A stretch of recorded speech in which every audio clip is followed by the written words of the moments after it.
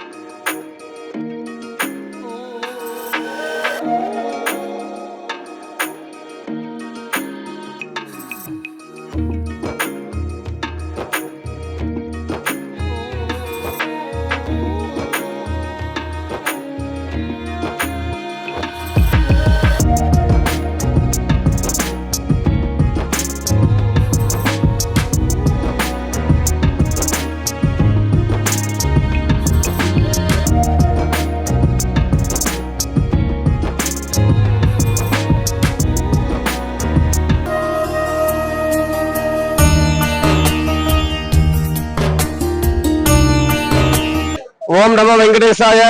శ్రీ పొట్టి శ్రీరాములు నెల్లూరు జిల్లా బోగోలు మండలం కొండబిట్రగుంట గ్రామంలో వెలిసి ఉన్న బెల్లకొండ క్షేత్రాధిపతి శ్రీ ప్రసన్న వెంకటేశ్వర స్వామి వారికి నవాహనిక బ్రహ్మోత్సవాలు ఇప్పటి వరకు పంచాహనికంగా జరుగుతూ ఉంటే, మన ఎమ్మెల్యే గారైన దగ్గుమాటి వెంకటకృష్ణారెడ్డి గారి సౌజన్యంతో దేవాదాయ శాఖ, ధర్మాదాయ శాఖ వారి సలహాల మేరకు, తిరుమల తిరుపతి దేవస్థాన సలహాల మేరకు నవాహనిక బ్రహ్మోత్సవాలుగా మొదటిసారిగా శ్రీకారం చుట్టుకున్నాం.